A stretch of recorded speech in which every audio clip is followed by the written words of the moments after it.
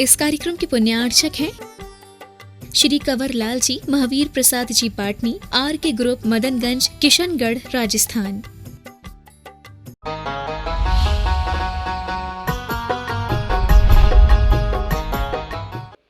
और पत्नी है तो वह पति के बारे में भी सोचती है, क्योंकि स्त्री भी व्रत लेती है, पुरुष भी व्रत लेता है। मुख्यतः मोक्ष मार्ग में पुरुष की इसलिए होती है कि पुरुष को बहुत ज़्यादा कर्म निर्जरा होने के साधन होते हैं। वो छठवां सातवां गुणस्थान प्राप्त कर सकता है। वह अगर योग्य काल हो, उचित क्षेत्र हो, तो वह मोक्ष को भी प्राप्त कर सकता है, इसलिए लिखा उनकी अपेक्षा से जाता है। लेकिन स्त्रियां भी अपने शक्ति के अनुसार, अपने श्रद्धा भाव से इस तरह के व्रत संयम आदि लेने में कोई पीछे नहीं रहती है। तो स्त्रियां पुरुष के बारे में सोचती हैं, पुरुष स्त्री के बारे में सोचता है कि हमें इस तरह के व्रत का पालन करने के लिए अपने मन को पहले उस शरीर से हटाना तो है। तो उसके लिए वह सोचने के लिए यहाँ पर एक विचार दिया जा रहा है। आप लोगों को पसंद आए तो ठीक, नहीं आए तो भी ठीक है। क्या समझ में आ रहा है? अब विचार तो विचार है। अब अगर आप लोगों को पसंद आएगा तो पसंद इस रूप में भी आ सकता है कि भाई बात तो सही है, कम से कम पहले बात तो समझ ही लें, रियलिटी तो यही है। भले ही हमारा मोह कुछ भी कहता हो, हम अपने मोह के साथ कुछ भी करते हो, लेकिन हमें रियलिटी को जानना तो चाहिए ही। तो आचार्य कहते हैं कि हम अगर शरीर की रियलिटी को समझ लेंगे तो हमारे अंदर शरीर के प्रति जो अटैचमेंट है वो अपने आप कम हो जाएगा, और हम अपनी आत्मा में अपने ही पुरुषार्थ से स्वयं, अपने आत्मा के पुरुषार्थ के माध्यम से स्वयं ही हम मोक्ष मार्ग पर आगे बढ़ने लग जाएंगे। तो जो भी ये बाधक कारण आत्मा के लिए हैं, राग को बढ़ाने वाले कारण हैं, उन कारणों को तोड़ने के लिए वह पुरुषार्थशील रहता है। और उसी के लिए ये आपके लिए, खास तौर से गृहस्थों के लिए, ये 11 स्टेजेज हैं, है ना, जिन पर चढ़ कर के गृहस्थ जो है एक बहुत कुछ अपने जीवन में साधना करते हुए मुनि मार्ग के निकट तक पहुंच जाता है। तो वही चीज़ यहाँ बताई जा रही है कि अगर आपको ब्रह्मचर्य का पालन करना है तो ब्रह्मचर्य का पालन करने के लिए ये विचार जरूर होना चाहिए। सुन रहे हैं क्या लिखा है? आचार्य कहते हैं शरीर का स्वभाव का चिंतन करो। किसका? शरीर के स्वभाव का चिंतन करो। आखिर हम देखते तो सब हैं, जानते तो सब हैं, ऐसा भी नहीं है कि हम जानते ना हो, लेकिन हम उसको इग्नोर करते हैं। मोह के कारण से हम उस पर ध्यान नहीं देते हैं। तो जैनाचार्यों ने हर चीज की रियलिटी को हमें समझाया है। अगर कोई भी चीज है, वो चीज बन रही है, किससे बन रही है? उसको बनने के लिए बीज क्या है, उसका मूल ओरिजिन क्या है, अगर हम उस चीज पर ध्यान दें, बनने के बाद में कोई चीज बनी, उसमें क्या उसकी मैन्युफैक्चरिंग हो रही है, क्या उसके अंदर बन रहा है, वो किस काम में आ रहा है, किस चीज का बना हुआ होता है, उसका क्या लाभ है। समझ आ रहा है? अगर हम ये सब चीजें केवल अपने दिमाग में लाएं तो कोई भी कठिन बात नहीं है। संसारी जीव के लिए मोह को दूर करने के लिए, उसके अंदर राग की कमी लाने के लिए एक विचार ही होना चाहिए, जो विचार उसे सम्यक ज्ञान के माध्यम से ही मिल सकता है। तो वो विचार यहां दिया जा रहा है। वह विरत होता है किससे? लिखा हुआ है पश्यन्नंगम अनंगात विरमत यो ब्रह्मचारी से, है ना। देखता हुआ वह अंगम, अंगम माने शरीर को, शरीर को देखता हुआ, अनंग माने होता है काम, जो मैथुन की क्रिया है, काम सेवन है, स्त्री का पुरुष के साथ रमना, पुरुष का स्त्री के साथ रमना, ये जो मैथुन की क्रिया है, इस क्रिया से दूर होने के लिए, इस अनंग से दूर होने के लिए वह शरीर को इस रूप में देखना शुरू कर देता है, जो ऊपर की एक लाइन में लिखा हुआ है। बस क्या लिखा है? शरीर को किस रूप में देखता है? पहले देखता है शरीर मल बीजम। क्या है शरीर? इसका जो भी कहना चाहिए उत्पाद हुआ है, ये जो बना है, ये कहाँ से बनना शुरू होता है? तो ये माँ के गर्भ से बनना शुरू होता है। सब जानते हैं गर्भ में किन चीज़ों के मिश्रण से ये चीज़ बनती है, उसी से शरीर बनना शुरू हो जाता है। पुरुष का और उस स्त्री का जो कुछ भी वह रज और वीर नाम का जो पदार्थ होता है, उसी से ये शरीर बनने की प्रक्रिया शुरू होती है। और वो इतना अशुद्ध चीज है कि उसे कोई देखना भी पसंद नहीं करता है। अब जिसकी उत्पत्ति इससे हुई हो, वो चीज जिसकी उत्पत्ति इतने घृणित पदार्थ से हुई हो, वह अगर बढ़कर के कोई हमारे लिए नया आकार भी ले लेती है, तो उस चीज में कितना क्या गुणवत्ता हो सकती है जिसकी उत्पत्ति का मूल बीज ही अशुद्ध हो। समझने की बात है। सम्यक ज्ञान तो यही कहता है, हर चीज को समझो, समझोगे, विचार करोगे तो ही कुछ कर पाओगे। विचार ही नहीं होगा तो अविचारी होकर के, अविवेकी होकर के मोह को कभी छोड़ नहीं पाओगे। तो वही जहां बताया जा रहा है, हमें शरीर के स्वभाव का चिंतन करने के लिए देखना है, आखिर हमारा भी शरीर, किसी का भी शरीर, शरीर तो सबका इसी से बनता है, मल से ही बनता है। शुक्र और शोणित इसको कहा जाता है, उसी से बनता है और उसी के बीज के माध्यम से इसकी उत्पत्ति होती है। फिर ये क्या बन जाता है? मल योनिम। योनि का मतलब होता है उत्पत्ति का कारण। अब बना तो मल से बना, फिर ये किसका स्थान बन के रह गया? तो मल का ही स्थान बन के रह गया। इससे क्या उत्पन्न होता है? शरीर से क्या उत्पन्न होता है बताओ? अच्छा, हम विचार नहीं करते हैं, बिल्कुल जो है हाथ मुंह नाक मुंह पहुँच करके खड़े हो जाते हैं लेकिन आखिर ये ऐसी चीजें हैं कि जिनका नाम लेने में भी घृणा आती है। समझ आ रहा है? अगर कोई नाक में उंगली डाले, ये क्या कर रहा है? कोई कान में उंगली डाले, ये क्या कर रहा है? कोई मुंह पे से लार निकल रही हो, अरे क्या कर रहा है? समझ आ रहा है ना? कहने में भी एक तरीके से घृणा आती है, लेकिन हम कभी विचार नहीं करते। ये सब चीजें सबके शरीर में हैं। जिसे अपने अंदर ब्रह्मचर्य का पालन करना है, वो दूसरे के शरीर के प्रति, अपने शरीर के प्रति इस तरह से जब विचार लाता है, तो उसका शरीर में जो ममत्व भाव है वो कम होने लग जाता है। आखिर शरीर की हम वास्तविकता से अपने आप को कब तक बचा के रखेंगे? ये तो सभी जानते हैं। लेकिन विरक्ति तब होती है जब हम उसको उसी रूप में स्वीकार कर लेते हैं। अन्यथा केवल हम उस शरीर की क्रियाओं को करके, उस शरीर का किसी भी तरीके से पोस्टमार्टम भी हम कर दें, डॉक्टर भी कर दें, तो कभी किसी डॉक्टर को वैराग्य नहीं हुआ पोस्टमार्टम करने के बावजूद भी। समझ आ रहा? कोई भी ये जो बायोलॉजी पढ़ाई जाती है, जहाँ पर जो है इस तरीके की लैब होती हैं, वहाँ कंकाल रखे हुए रहते हैं, सब तरीके की चीज़ें रखी हुई रहती हैं, सब सिखाया जाता है। जो लोग मेडिकल में एडमिशन लेते हैं उनको सब सिखाया जाता है, लेकिन कभी भी उन्हें विरक्ति नहीं आती है। समझो क्यों नहीं आती है? इसलिए नहीं आती क्योंकि वो उस चीज को उसी रूप में देख रहे हैं। हाँ, इसमें ऐसा होता है, इसमें ऐसा होता है, इसको ऐसा करने से ऐसा हो जाता है, इसकी क्रिया ये है, इसकी क्रिया ये है, ऐसा हो जाएगा तो ऐसा कर देंगे, ऐसा हो जाएगा तो ऐसा कर देंगे, बस। इससे ज्यादा वह विरक्ति के भाव क्यों नहीं आता? क्योंकि उसमें उनको राग नहीं हो रहा है। राग भाव की उनके अंदर कमी नहीं हो रही है। क्या नहीं हो रहा? राग की कमी क्यों नहीं हो रही? क्योंकि राग जो है उनका शरीर के प्रति जो बना हुआ है, वो शरीर के प्रति इस रूप में विचार के साथ नहीं है कि इस शरीर से क्या राग करना। ये शरीर तो मल का पिंड है, मल की योनि है, गलन मलम, इससे हमेशा मल ही झरता रहता है। जब देखो तब, क्या समझ में आ रहा है? हमेशा 9 योनि स्थान बताए जाते हैं, मल स्थान बताए जाते हैं, है ना? और शरीर में ऐसे 9 द्वार हैं जिनके माध्यम से निरंतर शरीर से यह मल ही झरता है। और क्या झरता है? कोई अमृत तो नहीं झरता ये गलन मलन पूती गंधी। और क्या होता है? इसकी गंध जो है बड़ी ही दुर्गंध के रूप में रहती है। शरीर का कोई भी मल कभी भी किसी के लिए देखने में भी नहीं आ सकता। आ जाए तो देखने में आदमी को घृणा आ जाती है। कभी किसी के लिए इस तरीके के शरीर के मल देख करके उसे घृणा आ जाती है, तो भी वह अपने आप को बचा करके रख लेता है मोह के कारण से। लेकिन दिखाई तो सब देता है। सब बच्चे छोटे होते हैं, बड़े होते हैं, बच्चों का पालन पोषण करते हैं, माता पिता सब कुछ देखते हैं, सब करते हैं, लेकिन उस शरीर की वास्तविकता को समझ करके अरे इस शरीर से क्या राग करना, ऐसा भाव नहीं आता। डॉक्टर भी सब जानता है। जो माँ ने बच्चे को जन्म दिया, क्या माँ नहीं जानती? सब कुछ जानता है। जब बच्चा पैदा होता है तब कैसा होता है, धीरे धीरे कैसा हो जाता है, फिर बड़ा होते होते उसको, माँ को कितना कुछ नहीं करना पड़ता है। सब कुछ करते हुए एक मोह के कारण से सब हो जाता है। बस ये करना जरूरी है, हाँ ऐसे ही बच्चों का पालन होता है, ऐसे ही उनकी सब साफ सफाई करनी होती है, उनको ऐसे ही बड़ा करना ही होता है, ये सबको पता होता है, इसलिए सब करते रहते हैं।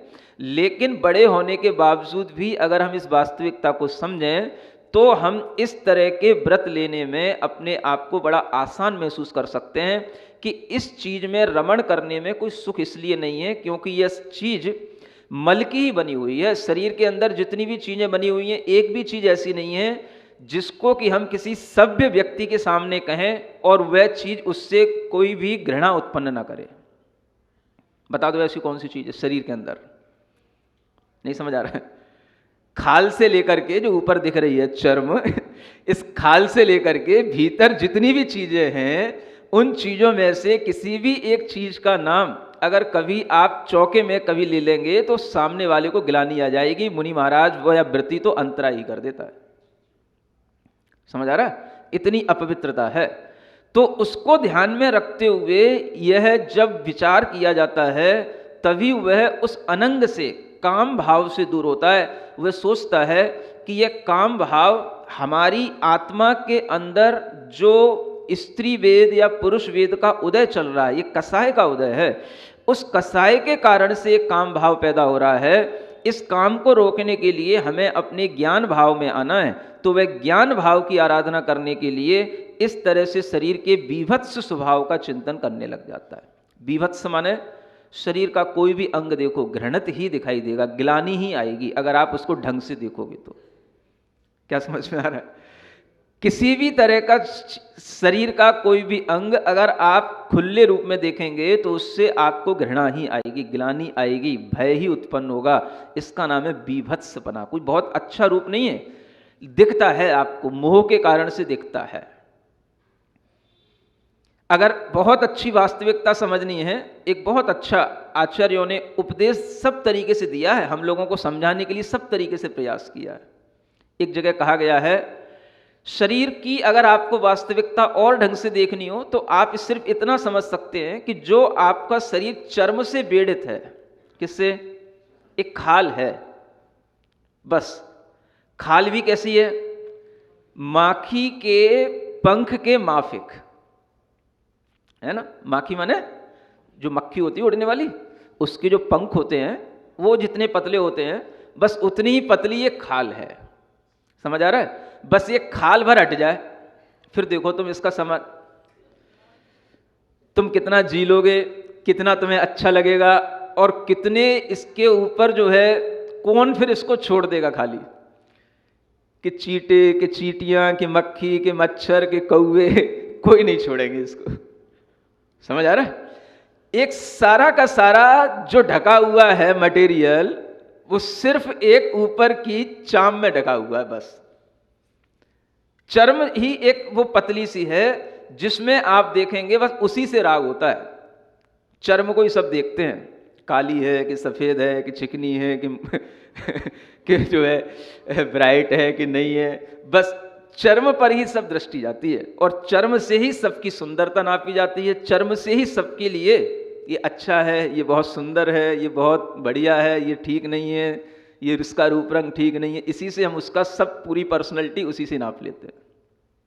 समझ आ रहा है? हम सोचें उस चर्म की कितनी सी कीमत है। आखिर वह एक खाल हटने के बाद में भीतर का मटेरियल तो सबका एक जैसा है। कभी आप देखें किसी की खाल जल जाती है, कुछ हो जाता है, कितना बीभत्स लगता है। इसको बोलते बीभत्स, देखने में भी घृणा आती है। अगर कभी कोई अंग शरीर का जल जाता है, कभी कुछ एक्सीडेंट हो जाता है, उस समय पर उसका जब ब्लड वगैरह निकल जाता है, जब उसको चोट लग जाती है, कैसे शरीर कितना, कहीं पर भी चोट लग जाए कैसा मुंह हो जाता है, कैसे शरीर के अंग हो जाते हैं, देखने में ही घृणा आती है। शरीर में कहीं फोड़ा हो जाए कितना सूज जाता है, देखने में ही घृणा आती है। ये सब घृणाएं हम देखते हैं, लेकिन फिर भी हमारे अंदर ये नहीं आता कि ये देखो शरीर का कितना मलिन स्वभाव है, कितना अपवित्र स्वभाव है, कितना घृणित स्वभाव है, ऐसे शरीर से क्या राग करना। ये विचार नहीं आता, इसलिए लोग ब्रह्मचर्य को धारण नहीं कर पाते। ब्रह्मचारी बनने के लिए लोग सोचते तो हैं, और कई लोगों के लिए तो ऐसा भी लगता है कि ये काम बहुत कठिन है, लेकिन जिनके ज्ञान में ये बात आ जाती है उनके लिए काम कोई कठिन नहीं रह जाता। तो ब्रह्मचारी हमेशा अपने अंदर के काम भाव को कैसे दूर करता है? यही सोच करके दूर करता है शरीर को किस रूप में देखना, तो ये जो 1 2 3 4 5 चीज़ें बताई है, उस 5 तत्व बोलते रहते हो ना, 5 तत्वों से बना ये शरीर है। अब वो तत्व तो कुछ भी हो, है ना। सर आचार्यों ने तो, जैन आचार्यों ने तो नहीं लिखा कहीं 5 तत्वों से बना हुआ शरीर है? लेकिन फिर भी उसमें 5 तत्वों में अगर हम देखें तो पृथ्वी भी है, जल भी है, अग्नि भी है, वायु भी है। एक जो आकाश कहते हैं वो जैनाचार्य नहीं मानते, उसकी जगह पर हम उसको निगोद जीवों से भरा हुआ कह सकते हैं, वनस्पति के रूप में मान सकते हैं। तो ऐसे 5 तत्व तो इसमें मान सकते हैं। यानी कि इसमें वनस्पति का एक जो साधारण निगोद जीव होते हैं, साधारण वनस्पति का एक वो निगोद जीवों से भरा हुआ जीव शरीर होता है। तो मांस के अंदर निगोद जीवों की उत्पत्ति निरंतर बनी रहती है, निरंतर उनका मरण होता रहता है। तो ये 5 तत्व अगर हम मान के चलें तो इन 5 तत्वों की भी क्वालिटी क्या है, वो ये 5 चीज़ों में है। मल बीजम पहला, दूसरा मल योनिम तीसरा, गलन मलम ये तीसरा, पूती गंधी चौथा, और 5वां है बीभत्स। बस ये 5 इसकी क्वालिटी हैं, इनको हमेशा याद रखो।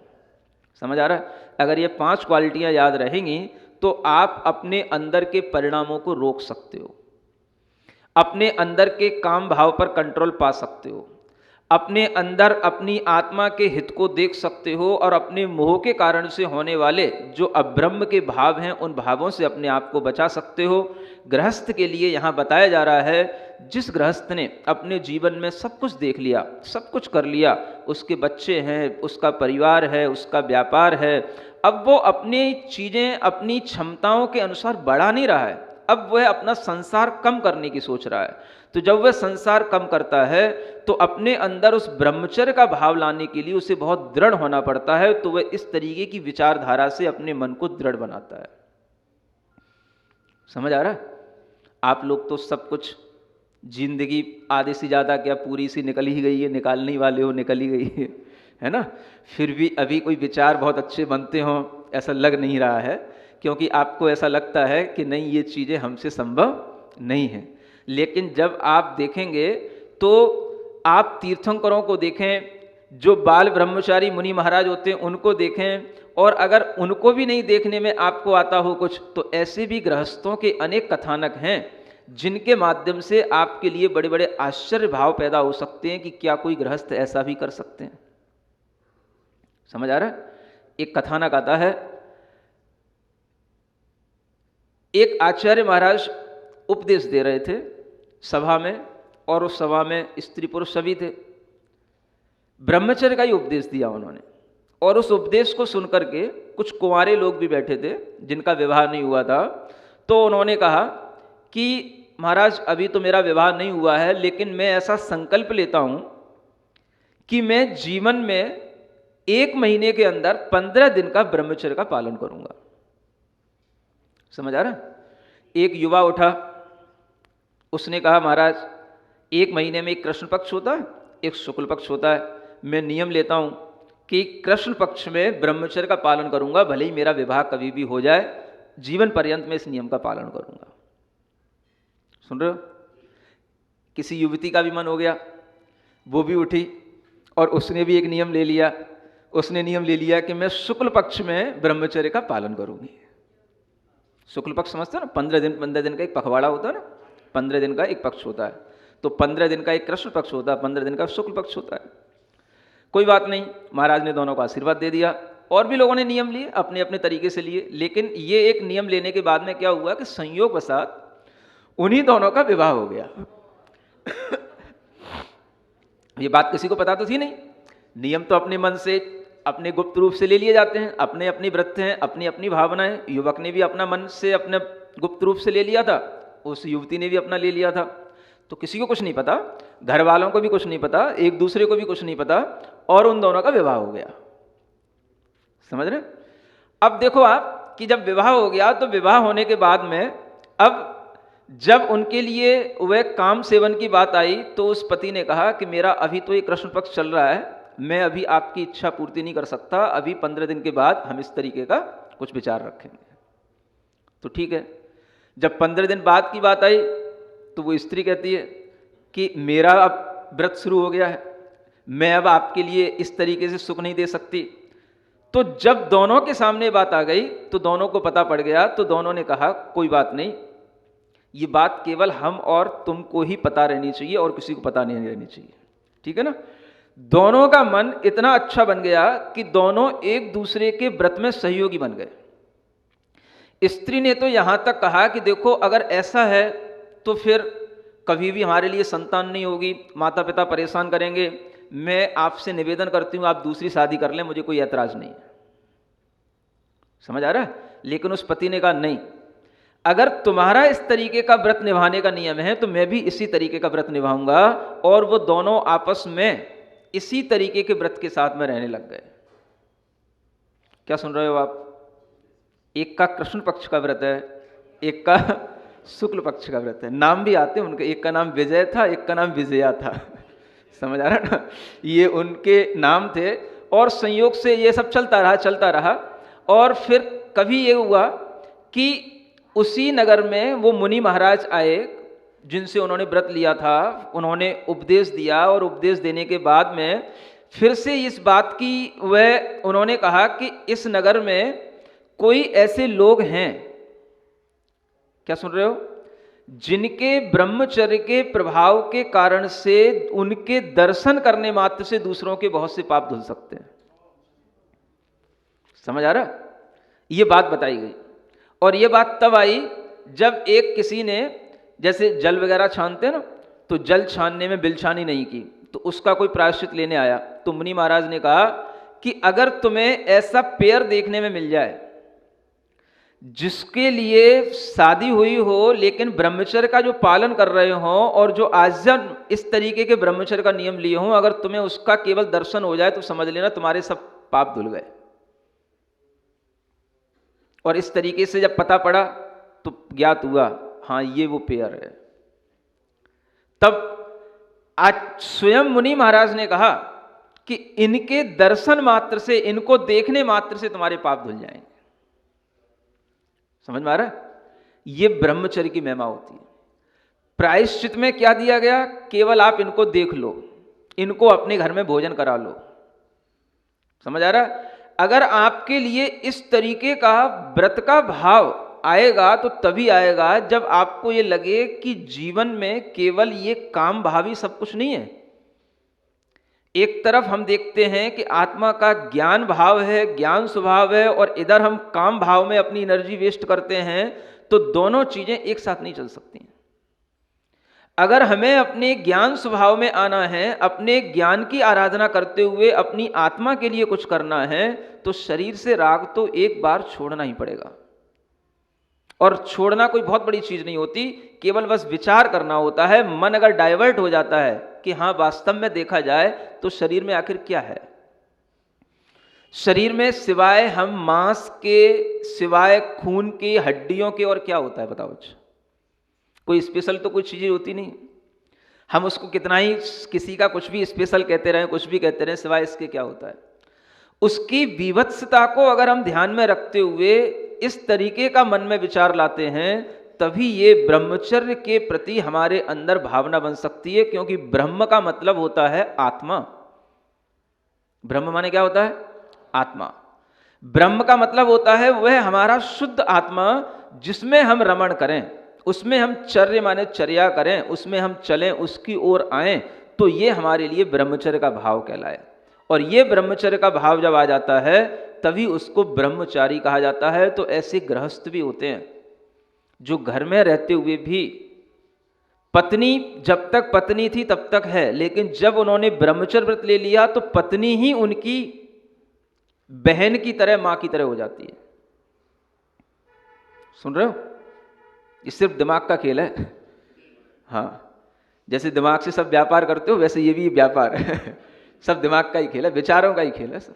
हाँ, जिसके विचार गिरे हुए हैं, जिसके विचार उस तरीके के स्टेबल नहीं रह सकते हैं, तो वो इस तरीके के भावों में नहीं आ सकता।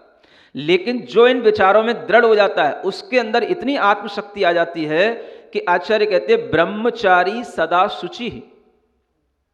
अब वो असुचि शरीर में रह रहा है, लेकिन जिसके अंदर ब्रह्मचर्य का भाव है वो सदा शुचि, वो हमेशा पवित्र है। क्या समझ आ रहा है?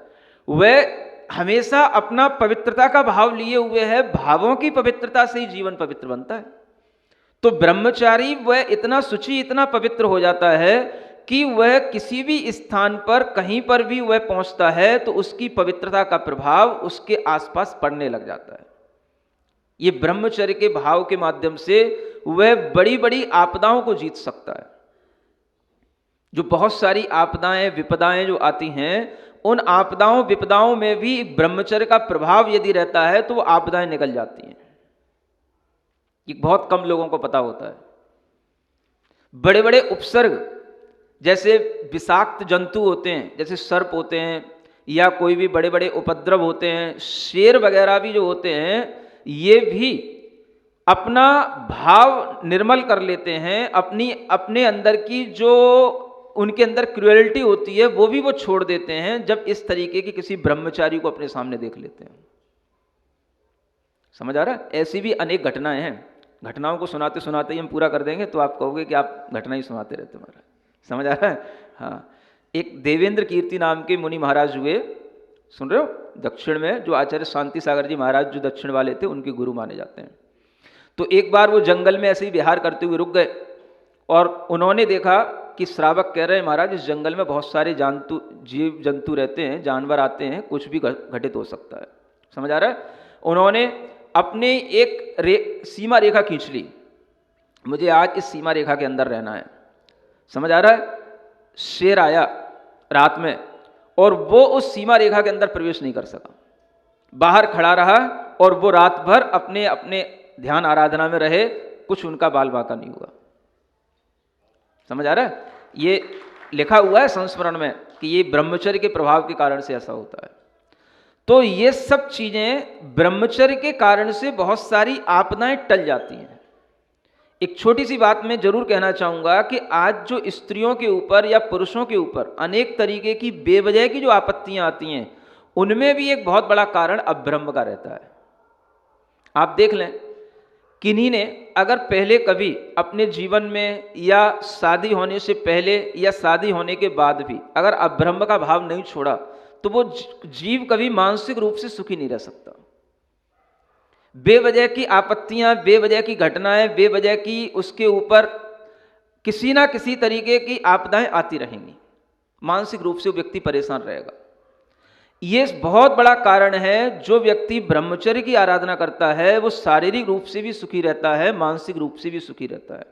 आज जो मानसिक रोग हो रहे हैं लोगों को बहुत सारे, उन मानसिक रोगों का बहुत बड़ा कारण है अब्रह्म। ये कोई कहता नहीं है, डॉक्टर कभी नहीं बताएगा आपको। समझ आ रहा है? लेकिन पहले के आयुर्वेदिक जो वैद्य होते थे वो इन चीजों को बताते थे। वो नब्ज पकड़ने के साथ ही बता देते थे कि इसके अंदर क्या भाव चल रहे हैं, ये किस कारण से परेशान है। मानसिक रोगों का बहुत बड़ा कारण है अब्रह्म का भाव। आज के युवा युवतियों को देखोगे तो वो जो इसी अब्रह्म भाव के कारण से ऐसे परिणाम कर लेते हैं कि वह किसी भी तरीके का न कुल देखते हैं, न जाति देखते हैं, न कुछ जो है मान मर्यादाएं देखते हैं, और सब तरीके के बेशर्मी के भाव भी अपने अंदर ले आते हैं। ये सब इसी अब्रह्म की एक बहुत बड़ी देन है। ऐसे लोग अपने मन से कुछ कर तो लेते हैं लेकिन बहुत समय तक सुखी नहीं रह पाते।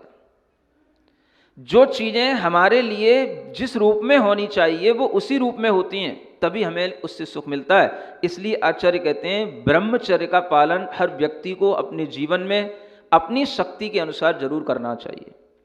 एक तो सबसे बड़ी चीज यह है कि गृहस्थ है तो गृहस्थ पहले अपने ब्रह्मचर्य का पालन इस रूप में करता है कि मैं केवल अपनी ही स्त्री मात्र से संतुष्ट हूं, मैं किसी दूसरी स्त्री को कभी भी उस रूप में, उस नज़र में, उस दृष्टि से नहीं देखूंगा जिसके कारण से मेरे अंदर उसके प्रति कभी कोई राग या काम का भाव पैदा हो। ये भी एक बहुत बड़ा ब्रह्मचर्य है। पहले गृहस्थ यहां से शुरू करता है। जब ये करते करते वह छठवीं प्रतिमा तक आ जाता है, सातवीं प्रतिमा लेने को होता है तो सोचता है अब अपनी स्त्री से भी क्या राग, कब तक करूं, तो वह अपनी स्त्री से भी राग छोड़ देता है। उस अपनी स्त्री से भी राग क्या विचार करके छोड़ देता है, तो ये सब विचार करके छोड़ देता है। ये विचार उसको यहीं आता हो ऐसा नहीं है, वो पहले से भी जानता है इस चीज को, लेकिन यहां आकर के वो मन वचन काय से पूर्णतया अब उसके लिए जब अपनी भी स्त्री नहीं बची, अपनी भी पत्नी को पत्नी के रूप में नहीं देख रहा है, तो अब उसके लिए दुनिया की तमाम स्त्रियां क्या हो गई, बहन हैं, माएँ हैं, बहुएं हैं, बस इसी रूप में देखेगा। हमारे लिए अब कोई भी स्त्री मोह को उत्पन्न करने वाली या हमें सुख देने वाली इस तरीके से कि हम उससे रमें, ऐसी अब हमें किसी स्त्री की जरूरत नहीं। और यही बात स्त्री पुरुष के विषय में सोचती है, तो स्त्री भी ब्रह्मचर्य का पालन कर पाती है।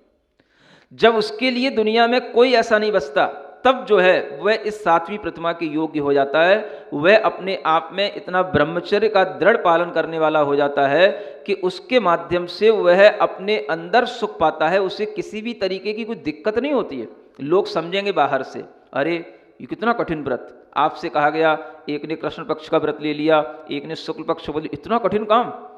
कठिन उनके लिए है जो मोह में है, वो उनको उस रूप में देख रहे हैं। लेकिन जिन्हें ब्रह्मचर्य का पालन करना, उन्हें कुछ भी कठिन नहीं है। क्या फर्क पड़ रहा है? बहुत से लोगों को तो बड़ा आश्चर्य लगता है। एक बार बीना बारा में एक बहोरीबंद स्थान है जबलपुर के पास में, तो वहां पर आचार्य महाराज के संघ के साथ में था, संघ में था। तो एक व्यक्ति आया, थोड़ा ओशो का भक्त था वो, समझ आ रहा है। वो आकर के, मैं आचार्य के पास ही बैठा था, चर्चा किया। थोड़े से दार्शनिक टाइप के लोग होते हैं। तो उसका अंत में एक सबसे बड़ा एक सवाल था कि महाराज, ब्रह्मचर्य जैसी चीज कुछ नहीं हो सकती है, ब्रह्मचर्य का पालन संभव नहीं है, ब्रह्मचर्य का जो पालन करते हैं वो पागल हो जाते हैं। ये सिखाया जाता है उनको। मैं इस बात से आश्चर्यचकित हूं कि आपका ये संघ, आप ये ब्रह्मचर्य का पालन कैसे करते हो? इतनी सारी यहाँ पर लेडीजें हैं, युवतियाँ हैं, सबके साथ बैठे हुए हो, आहार इत्यादि के लिए भी जाते हो, आप इस ब्रह्मचर्य का पालन कैसे करते हो? उसे ये सिखाया गया है कि ब्रह्मचर्य का पालन करना माने कि अपनी प्रकृति के विरुद्ध चलना है। वो आचर्षी से कह रहा है वो कि आचर्षी, ब्रह्मचर्य का पालन करना माने अपनी प्रकृति के विरुद्ध चलना। ये तो एक मांग है शरीर की, मन की, ये हमें पूरी करनी पड़ेगी, नहीं करेंगे तो आदमी विक्षिप्त हो जाता है। वो आचर्षी को समझा रहा है। समझ आ रहा है? मैं उस समय वही बैठा था। तो फिर बाद में पता पड़ा कि ये कहाँ से पढ़ा हुआ है, ये क्या पढ़ा हुआ है। समझ आ रहा है? तो उन्हें यही पढ़ाया जाता है, जब तुम्हारे अंदर जैसी भावना पैदा हो उसकी पूर्ति कर लो। ये वैसी ही है जैसे तुम्हारे अंदर भूख लगती है, तुम्हें भूख लगती है, भोजन कर लेते हो, वैसे ही तुम्हारे अंदर इसकी भूख लगी, पूर्ति कर लो। इसको रोको नहीं, इसको दबाओ नहीं, इसको डाइवर्ट मत करो, नहीं तो ये किसी और रूप में फूट करके निकलेगी। ऐसा सिखाया जाता है उनको। समझ आ रहा है? अब उन्हें क्या पता कितने लोग फूट गए, कितने बड़े बड़े आचार्य हुए, कितने बड़े बड़े मुनियों के पूरे जीवन निकल गए, कब फूट गए, कब विक्षिप्त हो गए। ऐसे कोई भी चीजें जो उनके लिए सिखाई गई हैं, आज की दुनिया यही सीख रही है, आज के बच्चे भी यही सीख रहे हैं। तो वो आश्चर्य में था, यही कह रहा था कि ये संभव नहीं है। पुरुष अगर ब्रह्मचर्य का पालन करेगा तो मानसिक रूप से विक्षिप्त हो जाएगा, ये संभव नहीं है ब्रह्मचर्य का पालन करना, ये उसने कहा। तो आचार्य महाराज तो क्या कहते हैं, जो कुछ है तुम्हारे सामने है, हमारी तो ये परंपरा ही है, हमारे तो तीर्थंकर, हमारे भगवान भी ऐसे ही रहे, हम भी ऐसे ही रहते हैं। कैसे रहते हैं, उसका कारण क्या है? तो सिर्फ वो दिमाग ही है। दिमाग विक्षिप्त क्यों हो रहा है? विक्षिप्त तब होगा जब आप उसी तरीके के वातावरण में रहोगे, आपके पास कोई ज्ञान की बात नहीं होगी, दिमाग को कहीं और डाइवर्ट करने के पास आपके पास मटेरियल नहीं होगा, तो आप उस अपने मन को कब तक उससे रोकोगे? तो विक्षिप्त होएगा। समझ आ रहा है? जब वो ज्ञान का इतना बड़ा साम्राज्य, इतना आपके अंदर ज्ञान और वैराग्य का जो वातावरण यहां दिया जाता है जैन दर्शन में, वो अगर आपको मिल जाएगा तो ये सब चीजें बड़ी आसान हो जाएंगी।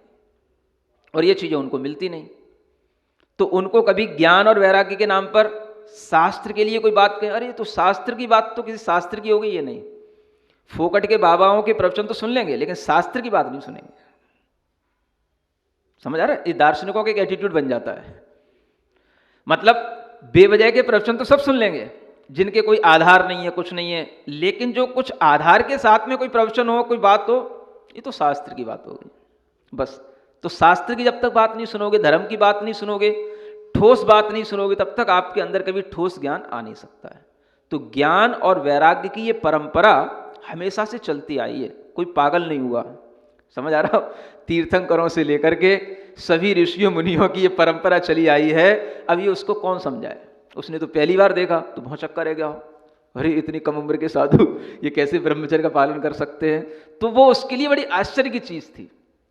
तो कहने का तात्पर्य है, जब आपके पास में ज्ञान हो, वैराग्य हो, तो आश्चर्य जैसी कोई चीज़ नहीं है। अपने शास्त्रों में, पुराणों में ऐसी तमाम घटनाएं हैं। सील का पालन करने वाले स्त्रियां और पुरुष इतने प्रशंसा के पात्र हैं, उनके इतने प्रभाव हैं कि उन्होंने अपने जीवन के बड़े बड़े उपद्रव अपने शील के माध्यम से ही दूर किए।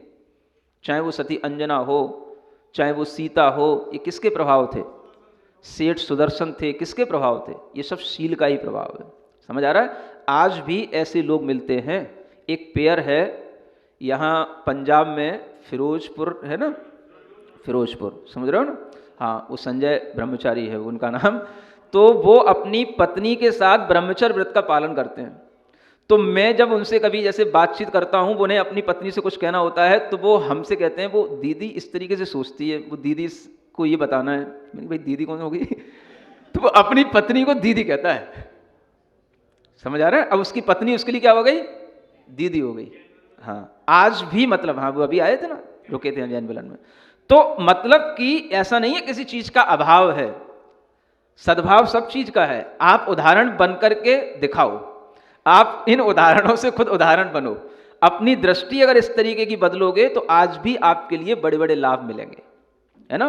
तो ये चीज सीखो कि ये बहुत बड़ी चीज है। ब्रह्मचर्य की सीढ़ी तक पहुंचना, ये 7वीं प्रतिमा तक पहुंचने का नाम है कि हम एक 11वीं प्रतिमा में एक श्रावक की मिडिल क्वालिटी तक आ गए हैं।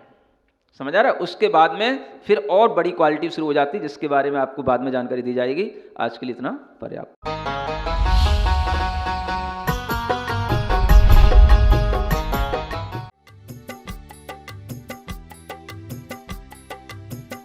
इस कार्यक्रम के पुण्यार्चक थे श्री कंवर लाल जी, महावीर प्रसाद जी पाटनी, आर के ग्रुप, मदनगंज, किशनगढ़, राजस्थान।